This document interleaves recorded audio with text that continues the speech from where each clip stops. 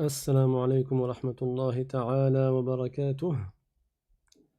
J'espère que tout le monde va bien. Aujourd'hui, Inch'Allah, on va parler du prophète Ibrahim alayhi salam. Et le prophète Ibrahim a cette particularité qu'il est surnommé le père des prophètes. Pourtant, il y a eu des prophètes avant lui, alayhi salatu wassalam. Mais pourquoi a-t-il été appelé ainsi? Parce que tous les prophètes qui sont venus après le prophète Ibrahim alayhi salam, ils sont de la descendance du prophète Ibrahim. Comme nous allons le voir, Inch'Allah, dans les cours, parce que je pense qu'on ne finira pas l'histoire du prophète Ibrahim en un seul cours, mais nous verrons que Ibrahim alayhi salam a eu deux enfants, Ishaq et Ismaïl, deux garçons, et tous les deux étaient prophètes. Et c'est de Ishaq que descendent tous les prophètes qui sont venus après, hormis le prophète Muhammad sallallahu alayhi wa sallam, qui descend du prophète Ismaïl. Donc tous ceux qui sont venus après, tous les prophètes qui sont venus après le prophète Ibrahim alayhi salam, descendent du prophète Ibrahim, et c'est pour cela qu'il est surnommé Abul Anbiya, le père des prophètes. Bien que ce ne soit pas lui le père de l'humanité, mais le premier des hommes et le premier des prophètes, comme nous l'avons vu dans les cours précédents, c'est le prophète Adam alayhi salam. Donc certains ont dit que après l'histoire du prophète Hud et du prophète Salih et de leurs peuples qui sont les peuples de Ad et de Thamoud, il n'y a pas eu de prophète jusqu'à l'arrivée du prophète Ibrahim alayhi salam. Et le prophète Ibrahim alayhi salam a grandi en Irak. Il est né à Babel, à Babylone, Babel, qui est une ville en Irak qui est connue. Il y a beaucoup d'histoires qui ont eu lieu dans cette ville-là. Et celui qui gouvernait à cette époque-là cette ville, mais qui gouvernait également la terre, c'était An-Numrud.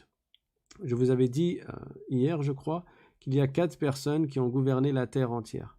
Le prophète Sulaiman alayhi salam et Dhul Qarnayn, qui sont 2 musulmans. Le prophète Sulaiman, c'est un prophète, donc il est musulman. Tous les prophètes sont musulmans. Et Dhul Qarnayn, on aura, Inch'Allah, l'occasion de raconter son histoire. C'était un homme vertueux et il a gouverné à son époque la terre en entier. Et il y a eu 2 qui n'étaient pas musulmans, qui ont gouverné la terre en entier également. Il y a Shaddad ibn Ad, et hier, subhanallah, j'avais oublié qui était le deuxième, et en fait le deuxième, c'était An-Numrud. An-Numrud était un tyran, c'était un grand méchant, c'était un non-croyant, et son peuple adorait des statues. Et il y a des gens, des munajjimoun, des charlatans qui sont partis voir le prophète. Alors je reprends la phrase. Il y a des gens qui sont partis voir An-Numrud, ce gouverneur injuste, et qui lui ont dit que il aurait parvenu qu'à tel mois de telle année allait naître un bébé, un homme, un garçon, qui allait grandir et qui allait casser les statues et qui allait te démentir, qui allait s'opposer à ce à quoi tu appelles, qui est le shirk. Alors, ce que An-Numrud a fait, c'est que ce mois-là, le mois en question, il a réuni toutes les femmes qui étaient enceintes et il a fait en sorte que si elles naissent d'un garçon, alors le garçon se fait tuer, il se fait égorger. Parce qu'il avait peur de ce que les munajjimoun avaient dit sur cela. Et donc, la mère du prophète Ibrahim alayhi salam, elle a eu une grossesse qui n'était pas visible. Vous devez sûrement connaître cela. Il y a des femmes, leur ventre n'apparaît pas, même après plusieurs mois de grossesse. Et la mère du prophète Ibrahim alayhi salam, sa grossesse n'était pas visible jusqu'au moment où elle allait accoucher. Alors, son mari, qui s'appelait Azar, il l'a emmenée dans une grotte où elle s'est cachée, et c'est dans cette grotte-là qu'elle a accouché du prophète Ibrahim alayhi salam. Et quand il est né, elle avait peur qu'il se fasse égorger, et donc elle l'a laissé dans la grotte. Et elle faisait des allers-retours. Et quand elle revenait le voir, elle voyait qu'il était sain et sauf, et il suçait son pouce. Allah Ta'ala a fait qu'il prenne, lorsqu'il était bébé, de la subsistance à partir de son pouce, et le fait de sucer son pouce lui suffisait. Et donc elle faisait des allers-retours, elle allait vérifier s'il allait bien, et les mois se sont écoulés ainsi, alors que le prophète Ibrahim alayhi salam était encore dans la grotte. Mais il grandissait très vite. Il a été dit que en un jour, il grandissait comme les bébés grandissent en un mois. Donc il grandissait vite. Et les mois se sont écoulés jusqu'à ce que An-Numrud, le gouverneur injuste, il se rende compte, ou il s'aperçoive que rien de ce que les Munajjimoun lui avaient dit, les astrologues lui avaient dit, n'était arrivé. Et donc, il a décrété qu'à partir de maintenant, il n'allait plus tuer les bébés. Alors, le père de Ibrahim alayhi salam a repris son enfant et il a donc grandi, Nasha'a, il a grandi dans ce cocon-là avec son père Azar et avec sa mère. Il s'avère que, à l'instar de son peuple, le père de Ibrahim alayhi salam, lui aussi adorait les statues. Et il ne faisait pas que adorer les statues, mais en plus il les sculptait pour les vendre à ceux qui allaient adorer ces statues-là. Et il y a une règle qui est connue en islam, c'est que aider à commettre un péché, c'est un péché. Et aider à commettre de la mécréance, c'est en soi de la mécréance. On n'aide pas quelqu'un à faire du haram, et on n'aide pas quelqu'un à faire quelque chose de mauvais en soi, et encore pire, on n'aide pas quelqu'un à commettre la plus grave des injustices, qui est le shirk, qui est le fait d'associer Allah Ta'ala à ses créatures. Et Azar, non seulement il faisait partie de ces gens-là et de cette communauté-là, mais en plus, il sculptait les statues pour les vendre. Et Ibrahim, alayhi salam, à qui Allah a accordé la guidée dès qu'il était bébé, depuis son plus jeune âge, comme tous les prophètes. Tous les prophètes ont grandi sur la foi. Ils ont grandi sur l'islam, sur la soumission à Allah subhanahu wa ta'ala. Même avant d'obtenir leur mission de prophète, même avant de devenir des prophètes, c'est-à-dire avant de recevoir la révélation, ils étaient déjà croyants en Allah subhanahu wa ta'ala. Tous les prophètes, c'était ainsi. Et donc Ibrahim alayhi salam, il a parlé à son père et il lui a dit de ne pas adorer ces statues-là que son père sculptait et qu'il adorait avec les associateurs. Allah Ta'ala dit dans le Coran وَاذْكُرْ فِي الْكِتَابِ إِبْرَاهِيمَ إِنَّهُ كَانَ صِدِّيقًا نَبِيًّا إِذْ قَالَ لِأَبِيهِ يَا أَبَتِ لِمَ تَعْبُدُ مَا لَا يَسْمَعُ وَلَا يُبْصِرُ وَلَا يُغْنِي عَنْكَ شَيْئًا.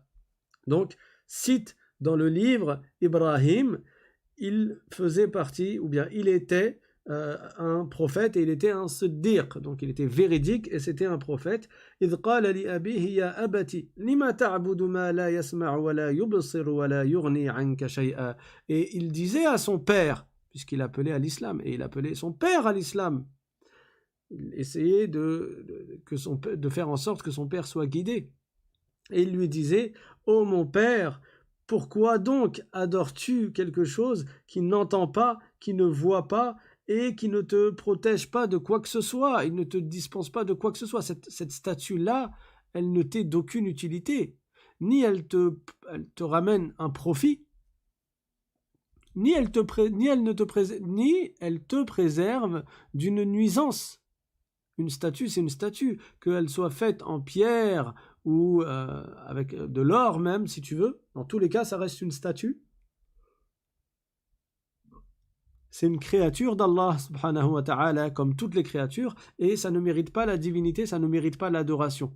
C'est le père qui le sculpte et qui se met, c'est la personne qui l'a sculpté et qui se met ensuite à l'adorer. Ça n'a absolument aucun sens. Et donc Ibrahim lui disait, يا أبت إني قد جاءني من العلم ما لم يأتك فاتبعني أهدك صراطا سويا.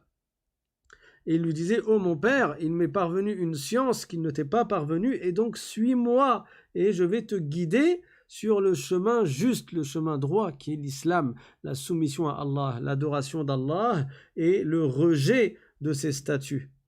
يا أبت لا تعبد الشيطان إن الشيطان كان للرحمن عصيا يا أبت إني أخاف أن يمسك عذاب من الرحمن فتكون للشيطان وليا. Et donc il expliquait à son père qu'il ne fallait pas adorer ces statues-là et qu'il craignait pour lui, c'est-à-dire il craignait pour son père le châtiment s'il restait là-dessus, s'il restait sur cet égarement-là, et qu'il était impératif qu'il entre en islam et qu'il adore Allah uniquement et qu'il ne lui associe rien. Mais son père ne l'a pas écouté. Le propre père d'Ibrahim. Et c'est pour ça que je vous avais dit dans un cours, s'il y a parmi vous des personnes dont vous connaissez des gens de votre famille qui ne sont pas sur l'islam, qui ne sont pas guidés, sachez que ceci est une épreuve et que cette épreuve-là, certains prophètes l'ont connue. Et parmi eux, le prophète Ibrahim alayhi salam. Parce que son père, jusqu'au bout, jusqu'à la mort, il a refusé de croire en son fils et il est resté sur la mécréance. Et il n'y a pas eu que le père du prophète Ibrahim, il y a eu également le fils du prophète Nuh, alayhi salam, qui s'appelait Canaan. L'épouse du prophète Nuh, elle a refusé de croire en lui et elle est morte dans le déluge au nombre des noyés avec les égarés. La femme du prophète Lot, alayhi salam, le prophète Lot, c'était le neveu du prophète Ibrahim. Elle aussi, elle n'a pas cru en son mari. Donc, cela a été du vécu de certains prophètes. Qu'est-ce que tu fais toi? Tu essayes d'être une cause de guidée pour ta famille et tu te rappelles qu'Allah Ta'ala, c'est lui qui crée la guidée dans les cœurs. Toi, tu es une cause et tu fais les causes. Et si cette personne-là qui fait partie de ta famille n'est pas guidée, toi, tu t'en remets à Allah. Tu te soumets à Allah et tu ne te rebelles pas et ne te révoltes pas contre Allah subhanahu wa ta'ala. Et rappelle-toi, ma sha'Allahu kan wa ma lam yasha' lam yakun. Ce qu'Allah a prédestiné et a voulu a lieu, et ce qu'Allah n'a pas prédestiné n'aura pas lieu. Et donc, le père d'Ibrahim alayhi salam, il lui a répliqué, il lui a répondu. Et qu'est-ce qu'il lui a dit? قال أراغب أنت عن آلهتي يا إبراهيم لئن لم تنته لأرجمنك واهجرني مليا. Donc il lui a dit, est-ce que tu es en train de te détourner de mes idoles, ô Ibrahim? Si tu continues à faire cela, Ibrahim alayhi salam, il n'adorait pas les statues, au contraire, il blâmait l'adoration des statues et il appelait à adorer Allah uniquement. Son propre père lui a dit, si tu continues à faire cela, je vais te faire du mal, je vais te punir. Le fait de jeter, c'est le fait de jeter des pierres sur la personne. Et malgré cela, Ibrahim alayhi salam, il a répondu par le bien.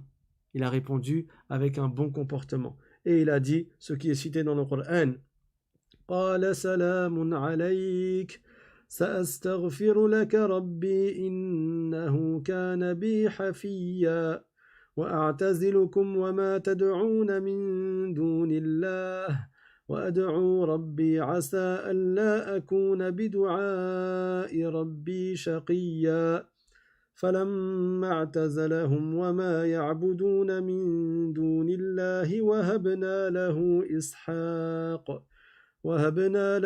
إسحاق ويعقوب وكلا جعلنا نبيا. Donc il a dit à son père, je vais continuer à invoquer Allah pour toi. Il espérait encore qu'il entre en islam. Et donc il continuait à invoquer Allah pour qu'Allah le guide et qu'Allah le fasse entrer en islam et qu'ainsi il soit pardonné. Parce que là encore, il est important de ne pas comprendre le verset de travers. Quand il a dit Sa'astaghfiru laka rabbi, ça ne veut pas dire je vais demander à Dieu qu'il te pardonne malgré ton état, c'est-à-dire qu'il te pardonne alors que toi tu ne crois pas en lui. Non, parce qu'Allah ne pardonne pas à une personne qui est sur un état de mécréance. Allah Ta'ala dit dans le Coran, Inna Allah la yaghfiru an yushraka bih wa yaghfiru ma duna dhalika liman yasha. C'est-à-dire qu'Allah ne pardonne pas qu'on lui attribue des associés, mais il pardonne à qui il veut ce qui est en deçà du shirk, ce qui est en deçà de l'association. Donc la mécréance, Allah ne la pardonne pas pour celui qui meurt en étant chargé, en étant encore sur la mécréance. Et cette personne méritera l'enfer pour l'éternité. Celui à qui Allah pardonne, c'est celui qui est entré en islam. Et c'est pour cela que quand Ibrahim alayhi salam a dit « Sa'astaghfiru laka » je vais demander à Allah qu'il te pardonne dans le sens qu'il te fasse entrer en islam, qu'il t'accorde la guidée afin que tu sois pardonné de ce que tu as fait. Et après il a dit, du coup je ne vais pas faire ce que vous faites en adorant ces statues-là, et je vais invoquer mon Seigneur. Et quand après il s'est isolé de ces gens-là, par la suite, et ça on racontera cela dans la suite de l'histoire, mais là c'est cité dans le verset qui est juste après, c'est pour cela que je le dis. فَلَمَّا اعْتَزَلَهُمْ وَمَا يَعْبُدُونَ مِن دُونِ اللَّهِ وَهَبْنَا لَهُ إِسْحَاقَ وَيَعْقُوبَ وَكُلًّا جَعَلْنَا نَبِيًّا. C'est-à-dire quand il a quitté son peuple par la suite, mais avant il s'est passé des événements que je vais raconter Inch'Allah, nous lui avons donné comme enfant Ishaq, puis Yaqub. Yaqub, c'est le fils d'Ishaq. C'est-à-dire, nous lui avons donné une descendance et Ishaq et Yaqub sont tous les deux des prophètes. Donc, Ibrahim, alayhi salam, il a dit à son père clairement de ne pas adorer les statues. Et on le voit dans d'autres versets encore, parce que son histoire est citée en détail, mais elle est éparpillée dans différents passages du Coran. Et d'ailleurs, dans un passage dans Surat Al-An'am, Allah Ta'ala dit وَإِذْ قَالَ إِبْرَاهِيمُ لِأَبِيهِ آزَرَ أَتَتَّخِذُ أَصْنَامًا آلِهَةً إِنِّي أَرَاكَ وَقَوْمَكَ فِي ضَلَالٍ مُبِينٍ. C'est-à-dire qu'Ibrahim a dit à son père Azar, donc le prénom de son père est cité dans le Coran, il lui a dit: comment peux-tu prendre comme objet d'adoration des statues? Es-tu en train de prendre comme objet d'adoration des statues? La question ici ne voulait pas dire qu'il ne savait pas, il n'était pas au courant et il cherche à savoir et du coup il lui pose la question. Non, c'est une question de rhétorique qui indique que ceci ne mérite pas l'adoration. Inni araka wa qawmaka fi dalalin mubin. Je vois que tu es, toi, ô mon père, ainsi que ton peuple, dans un égarement profond.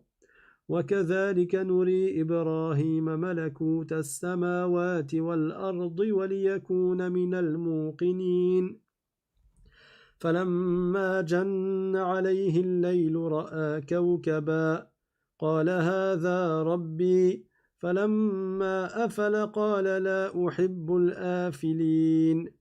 Et alors ce verset, Inch'Allah, je l'expliquerai probablement demain. Je ne pense pas qu'on va arriver à cette histoire-là ce soir. Quoi qu'il en soit, Allah subhanahu wa ta'ala a donc fait que le prophète Ibrahim alayhi salam soit un prophète, et ça n'était pas n'importe quel prophète, c'est le deuxième meilleur prophète de l'humanité. Le deuxième meilleur prophète de l'humanité. C'est-à-dire qu'après le prophète Mohammed sallallahu alayhi wa sallam, le meilleur prophète, c'est le prophète Ibrahim alayhi salam. Et à un moment donné, son peuple, qu'est-ce qu'ils ont fait?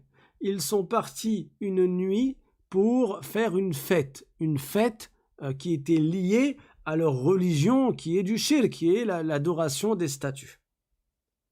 Ils allaient faire une fête qui était rattachée à leur shirk, à leur mécréance. Et qu'est-ce qu'ils ont fait? Ils ont proposé à Ibrahim alayhi salam de venir avec eux. Mais Ibrahim alayhi salam, il ne va pas participer à de la mécréance. Lui qui appelle à l'islam et qui est musulman et qui en plus est un prophète, il ne va pas acquiescer leur mécréance qui est d'adorer autre que Dieu, qui est d'adorer des statues. Donc évidemment, il ne va pas participer à leur fête. Et plus encore, il ne va pas acquiescer, il ne va pas approuver leur fête. Il ne va pas leur dire « Allez, bonne fête !» même si ce n'est pas la mienne. Pourquoi? Parce que leur fête, elle contredit l'islam. Leur fête, il y a dedans l'adoration d'autres qu'Allah. Comment approuver cela au nom de certains termes que certains utilisent, par exemple à notre époque, hein, et alors que ceci contredit les fondements de l'islam.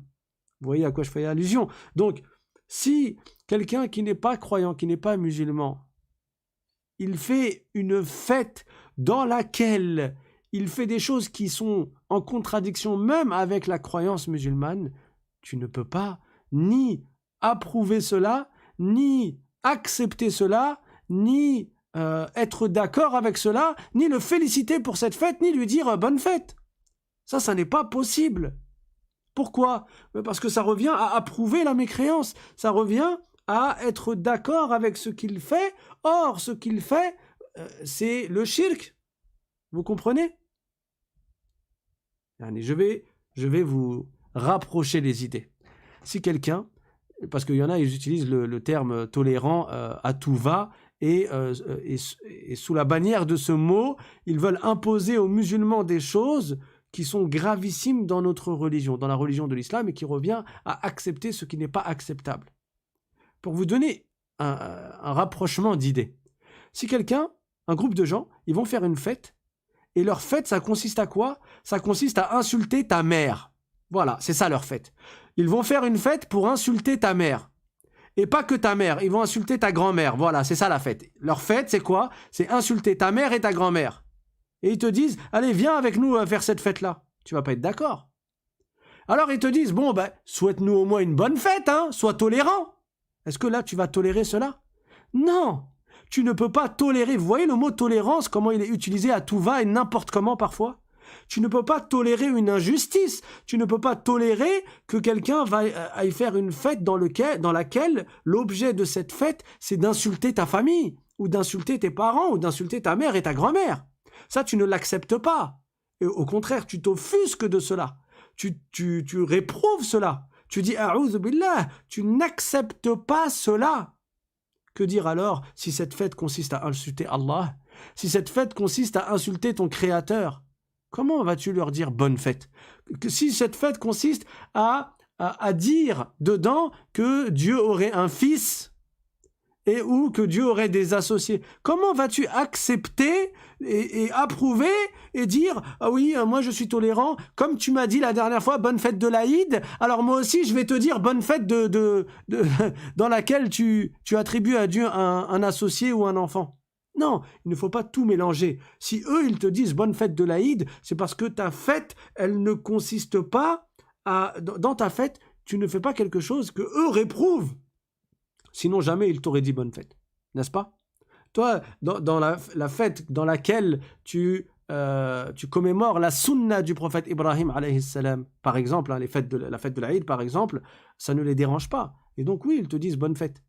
Mais si eux, ils vont faire une fête dans laquelle ils vont insulter Allah, tu ne peux pas dire « Ah ben, comme il m'a dit bonne fête de l'Aïd, ça se fait pas, moi aussi je veux lui dire bonne fête dans laquelle il prétend que Dieu a un fils. » Non, ça n'est pas acceptable. On ne tolère pas l'injustice.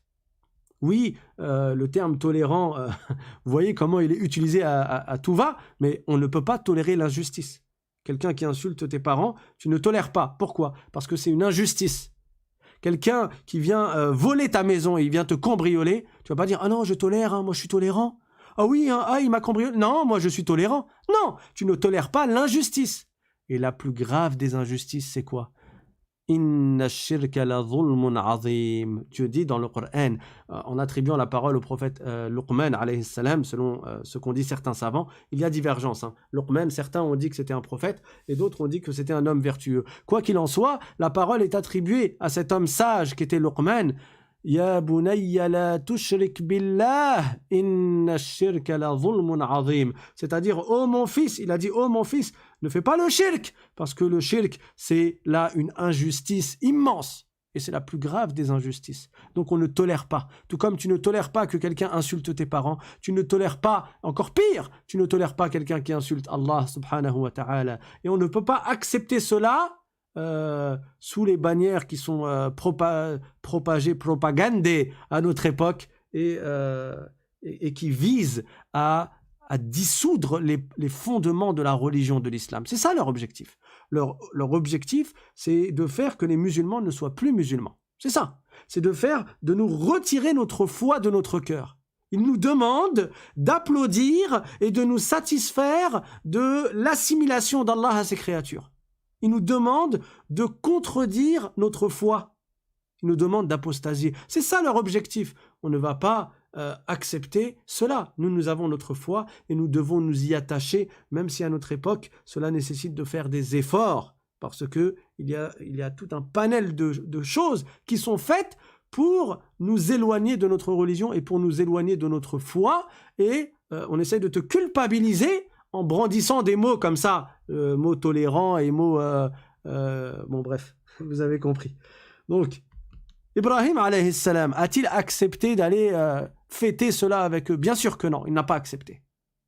Qu'est-ce qu'il a fait? Bien sûr, avec sagesse, il leur a donné une réponse, sans mentir, mais pour ne pas être confronté à certaines choses, il leur a donné une certaine réponse. Il a regardé les étoiles et il leur a dit « Inni saqim ». Ça n'est pas un mensonge, attention, les prophètes ne mentent pas.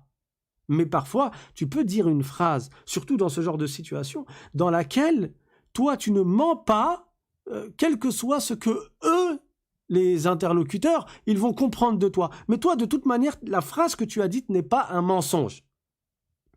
Ceci est permis.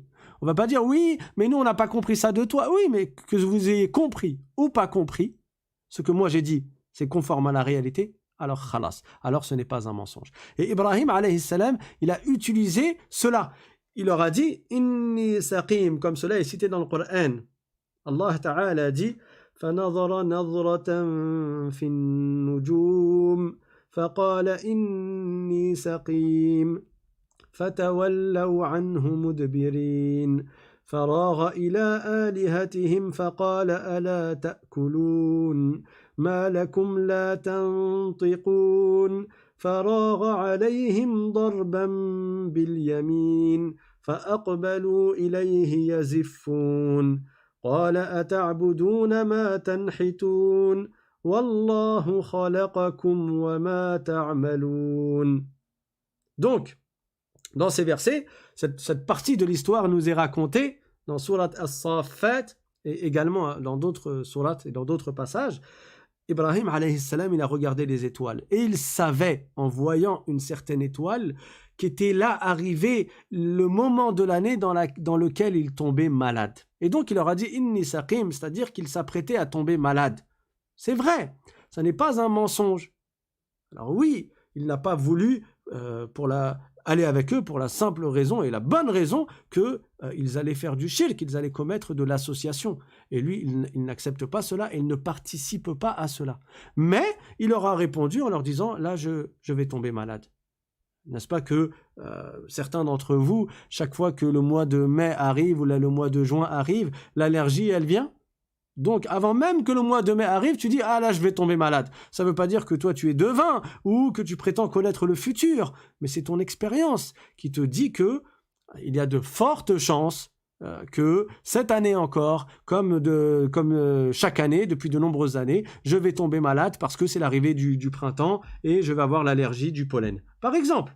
Donc, Ibrahim alayhi salam, il a vu l'étoile et il a dit « Inni saqim ». Pour ne pas aller avec eux, il leur a dit « Là, je m'apprête à tomber malade. » Et donc, ils sont partis. Ils s'en sont allés pour aller faire leur fête. À ce moment-là, Ibrahim alayhi salam, il est parti voir leur statue et est arrivé ce qui est arrivé et ce qui est connu et ce qui est cité dans le Coran, c'est que lorsqu'il a vu les statues, il s'est rendu compte que... Alors, j'ai vu que une chose a eu lieu sur mon ordinateur. J'espère que vous n'avez pas été coupé. Et je profite de cette parenthèse pour vous dire abonnez-vous si vous ne vous êtes pas abonné. Et je reprends, puisque là la connexion elle est revenue. Donc peut-être que vous avez été coupé, je ne sais pas. Khair, Inch'Allah. En tout cas, je disais que Ibrahim alayhi salam, quand ils sont partis, il est parti voir les statues. Il est parti voir les statues. Et il s'est rendu compte que devant les statues, il y avait des plats. Ça veut dire qu'il leur mettait de la nourriture devant des statues. Regardez la stupidité. Ils leur mettent du manger, de la nourriture devant la statue, comme si la statue elle allait manger. Et Ibrahim alayhi salam a ridiculisé ces statues. et il a dit « Ala ta'kulun » vous ne mangez pas, vous ne mangez donc pas. Et est-ce que les statues ont répondu? Bien sûr que non, elles n'ont pas répondu. Et donc il a dit « Ma lakum la tantiqun » Qu'est-ce que vous avez à ne pas parler? Vous n'êtes pas capable de parler en plus? Faragha alayhim darban bil yamin. Et là il s'est mis à les casser. Il a cassé les statues. Et après, les autres sont venus, les gens sont revenus, et ils ont vu que leur statue était cassée. Bien entendu, ceci est détaillé dans d'autres versets du Coran. Parce que quand ils sont partis à leur fête, Ibrahim alayhi salam, il a murmuré une phrase. Et dans cette phrase, il a dit qu'il allait s'attaquer à leur statue justement. Et ceux qui étaient dans le convoi qui allait partir pour aller faire la fête, ceux qui étaient tout à la fin du convoi, ils l'ont entendu murmurer cela. Donc, quand ils sont revenus, et Allah Ta'ala dit dans le Coran, فَأَقْبَلُوا إِلَيْهِ يَزِفُّونَ. Donc, quand ils sont revenus, et eux, ils étaient tout contents de leur fête, ils se sont rendus compte que toutes les statues étaient cassées, sauf une, la grande statue. Il avait fait exprès pour humilier la grande statue que ces gens-là vénéraient encore plus et pour montrer qu'elle ne mérite pas l'adoration, elle n'a même pas réussi à protéger vos autres idoles, vos autres statues. Qu'est-ce qu'il a fait? Il a cassé avec une hache toutes les statues et il a mis la hache autour de la tête de la grande statue, comme pour la ridiculiser, comme pour l'humilier. Et quand ils sont venus, qu'est-ce qu'ils ont dit? قالوا من فعل هذا بآلهتنا إنه لمن الظالمين. Donc ils ont dit, qui a fait cela de nos statues ou de nos idoles, il est certes un injuste. Celui qui a fait ça, c'est un injuste. قالوا سمعنا فتى يذكرهم يقال له إبراهيم. Et là, ceux qui étaient au fond du convoi, quand ils sont partis à la fête et qui avaient entendu Ibrahim alayhi salam, ils ont dit سمعنا فتى يذكرهم. On a entendu quelqu'un qui parlait en mal sur nos statues et il s'appelle Ibrahim. قالوا فأتوا به على أعين الناس لعلهم يشهدون. Alors là, An-Numrud a convoqué Ibrahim, il a fait en sorte qu'ils aillent chercher Ibrahim et qu'ils réunissent tous les gens. Pourquoi? Pour qu'ils soient jugés en public. قالوا أأنت فعلت هذا بآلهتنا يا إبراهيم. Et là ils lui ont dit, est-ce que c'est bien toi qui as fait cela de nos idoles, ô Ibrahim? Et là, je réclame toute votre attention. Non pas pour vous dire de vous abonner, parce que je l'ai déjà dit tout à l'heure, mais pour vous dire que le verset qui suit, il nécessite une explication et il est très important de ne pas le prendre sous son sens apparent. Parce que, je le répète, les prophètes sont préservés du mensonge. Un prophète ne ment pas, c'est impossible. Pourquoi? Parce que s'il était possible qu'un prophète tombe dans le mensonge, alors cela rendrait non crédible leur message. Lorsqu'ensuite ils viennent pour transmettre le message de la part d'Allah, n'importe qui lui dirait « Mais toi t'es un menteur. Qui nous dit que c'est vrai ce que tu nous dis maintenant? Tu nous as déjà menti auparavant. On a entendu de toi des mensonges. » Et c'est pour cela que les prophètes étaient connus pour leur véracité. Jamais un prophète n'est tombé dans un mensonge. Et il est extrêmement grave et c'est blasphématoire que d'attribuer au prophète, quel qu'il soit, d'attribuer à un prophète le fait de mentir. Ceci va en opposition avec leur rang, le rang de la prophétie, avec leur statut de prophète. Et quelqu'un qui prétend que des prophètes seraient tombés dans le mensonge, celui-là en réalité il aura insulté le statut des prophètes. Et celui-là n'est plus musulman. Donc c'est un blasphème, c'est extrêmement grave. Celui-là doit revenir à l'islam en prononçant les 2 témoignages. Tout comme quelqu'un qui souhaiterait se convertir à l'islam doit prononcer les 2 témoignages, l'attestation de foi. Je témoigne qu'il n'y a pas d'autre Dieu qu'Allah et je témoigne que Mohammed est le messager d'Allah. Donc, que signifie le verset suivant? Allah Ta'ala dit dans le Coran قال بل فعله كبيرهم هذا فاسألوهم إن كانوا ينطقون فرجعوا إلى أنفسهم فقالوا إنكم أنتم الظالمون ثم نكسوا على رؤوسهم لقد علمت ما هؤلاء ينطقون. Donc, ils lui ont dit, ou plutôt Ibrahim alayhi salam, il leur a dit, si vos statues sont capables de parler, alors c'est la grande statue qui les a cassées. Il n'a pas dit de manière au sens propre, c'est la grande statue qui a pris la hache et qui les a cassées. Non! Et ça, c'est une des deux explications qu'ont donné les savants. Ils ont dit, si les statues, si ces statues, elles sont capables de parler, si les statues sont capables de parler, alors c'est la grande statue qui les a cassées.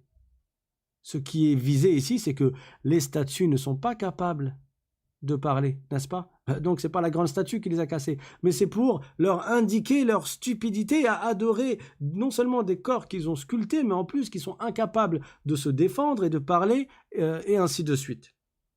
Et eux, ils ont compris le message. Et c'est pour cela qu'Allah Ta'ala dit dans le Coran, فَرَجَعُوا إِلَىٰ أَنفُسِهِمْ فَقَالُوا إِنَّكُمْ أَنْتُمُ الظَّالِمُونَ. Ils se sont regardés les uns les autres et ils se sont dit, c'est vous les injustes. Entre eux, ils se sont dit, ils se sont rendus compte de l'aberration tel que Ibrahim alayhi salam leur a montré, comme Ibrahim alayhi salam leur a montré. ثُمَّ نُكِسُوا عَلَى رُؤُوسِهِمْ لَقَدْ عَلِمْتَ مَا هَؤُلَاءِ يَنْطِقُونَ. Et ils ont baissé leur tête par honte et ils lui ont dit, mais tu sais bien que les statues ne sont pas capables de parler. Donc, ils ont été cassés. Il leur a montré, il leur a prouvé que ce qu'ils adoraient ne méritait pas l'adoration. Mais quand même, et là, Ibrahim alayhi salam, il leur a expliqué et il leur a dit, قال أفتعبدون من دون الله ما لا ينفعكم شيئا ولا يضركم أف لكم ولما تعبدون من دون الله أفلا تعقلون.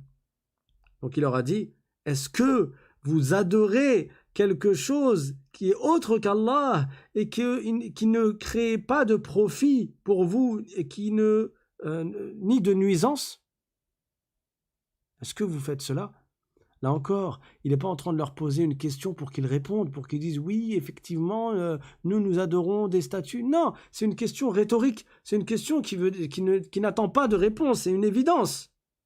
Il est en train de leur dire, mais vous êtes vraiment en train de faire... Vous faites ça? Vous adorez ce qui ne mérite pas l'adoration? Offillakum! Offillakum, c'est une expression qui est un blâme. Donc il les blâme eux et il blâme ceux qu'ils adorent, qui ne méritent pas l'adoration, ces choses-là qui ne sont pas Allah. Et il leur a dit, afala ta'qilun, ne raisonnez-vous donc pas? Alors qu'est-ce qu'ils ont fait? Malgré tout cela, malgré la preuve qui était éclatante que ces statues ne méritaient pas la divinité, d'ailleurs il les a détruites, ils ont été énervés, ils n'étaient pas contents, et donc An-Numrud, il leur a dit de faire un feu, un immense feu, pour tuer le prophète Ibrahim alayhi salam. Allah Ta'ala dit dans le Coran, قالوا حرقوه وانصروا آلهتكم إن كنتم فاعلين. Donc ils se sont dit entre eux, brûlez-le pour défendre l'honneur de vos statues. Faites cela donc. Alors ils ont préparé un grand brasier, un immense feu. Il était tellement grand, ils ont ramené des bouts de bois, des morceaux de bois de toutes parts. Ce feu était tellement immense que même les oiseaux qui volaient au-dessus de ce feu, ils tombaient grillés. Et il était tellement immense ce feu qu'ils ne pouvaient pas se rapprocher pour jeter le prophète Ibrahim alayhi salam. Alors, ils ont construit une catapulte. Et c'est la première fois dans l'histoire de l'humanité qu'une catapulte fut construite. Et elle n'a pas été construite pour jeter un rocher ou une pierre, elle a été construite pour jeter le prophète Ibrahim alayhi salam dans le feu. Ils l'ont attaché, ils l'ont ligoté et ils l'ont jeté dans le feu. Et quand Ibrahim alayhi salam était dans les airs, il s'en est remis à Allah subhanahu wa ta'ala. Et qu'est-ce qu'il a dit? Hasbi Allah wa ni'mal wakil. Hasbi Allah wa ni'mal wakil. Je me fie à Allah et Allah me suffit. Je m'en remets à Allah. Voilà ce qu'il a dit. Alors, quand il est tombé dans le feu, évidemment, Allah lui a accordé un miracle. Et Allah Ta'ala dit dans le Coran, قُلْنَا يَا نَارُ كُونِي بَرْدًا وَسَلَامًا عَلَى إِبْرَاهِيمَ وَأَرَادُوا بِهِ كَيْدًا فَجَعَلْنَاهُمُ الْأَخْسَرِينَ ونجيناه ولوطا إلى الأرض التي باركنا فيها للعالمين ووهبنا له إسحاق ويعقوب نافلة وكلا جعلنا صالحين. C'est-à-dire que nous avons dit au feu d'être fraîcheur et paix pour Ibrahim. Allah a ordonné au feu d'être non pas brûlant, mais d'être frais et apaisement et paix. Donc ça n'était ni brûlant, ni une fraîcheur qui est douloureuse. Et Ibrahim alayhi salam est resté ainsi dans le feu jusqu'à pendant une certaine période, et après, quand il est sorti, et ils ont vu que ni lui ni ses vêtements n'ont été brûlés. La seule chose qui était brûlée, c'était les liens avec lesquels il avait été attaché. Subhanal Khaliq al-Azim. Et ceci nous montre que c'est bien Allah Ta'ala qui crée toutes choses. C'est Allah qui crée les causes et les conséquences. C'est Allah le créateur de toutes choses. Il a créé le feu et il a créé la brûlure. Et si Allah veut que le feu ne brûle pas, le feu ne brûlera pas. Allah a créé l'eau, il a créé le fait que l'eau mouille. Et si Allah veut que l'eau ne mouille pas, l'eau ne mouillera pas.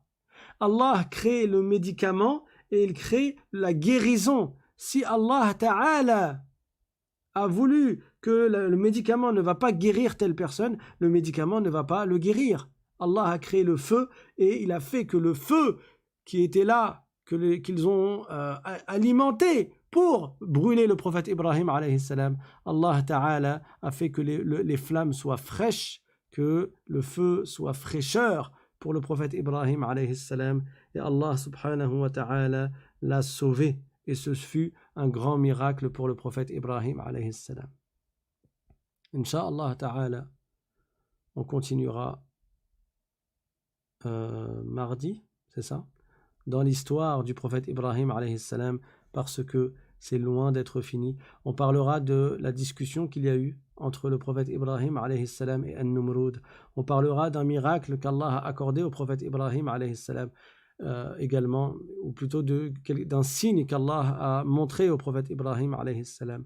Et on parlera du voyage du prophète Ibrahim avec son épouse Sarah, qui était musulmane. Certains ont dit que c'était une cousine à lui, et ils se sont mariés. Et après l'histoire du feu, et après que son peuple n'ait pas cru en lui en Irak, le prophète Ibrahim alayhi salam a voyagé. Il est parti entre autres en Palestine, ensuite il est parti en Égypte. Tout cela, nous le verrons Inch'Allah. Je rappelle pour les nouveaux que vous pouvez vous inscrire pour recevoir le lien des cours en live quelques minutes avant les cours, à chaque fois sur WhatsApp. Comment vous faites? Il suffit d'envoyer un mail à l'islam.simplement@gmail.com. L'adresse est indiquée sur l'écran YouTube. l'islam.simplement@gmail.com. Comme ça, on vous ajoute à la liste de diffusion. N'hésitez pas, bien sûr, à vous abonner, à partager, etc., afin que plus de gens écoutent ces leçons-là, desquelles on tire des morales, ces histoires et ces récits desquels on tire des leçons et des morales. Il y a cours tous les soirs pendant Ramadan à 19h. Demain, ce sera sur les jardins des vertueux, donc des explications de hadith dans le livre de l'imam An-Nawawi, Riyadus Salihin. Barakallahu fikum wa akhiru da'wana anil hamdulillahi rabbil alamin wa sallallahu ala sayyidina Muhammadin wa ala alihi wa sahbihi at-tayyibin at-tahirin. Faites-moi des du'as et faites des du'as à mes parents. Barakallahu fikum. Et faites des du'as pas que au moment du ftour. Hein. Les du'as, c'est pas que au moment où le soleil se couche. Le du'a, tu en fais toute la journée et tu en fais toute la nuit. Faites des du'as. Barakallahu fikum. Faites-nous-en.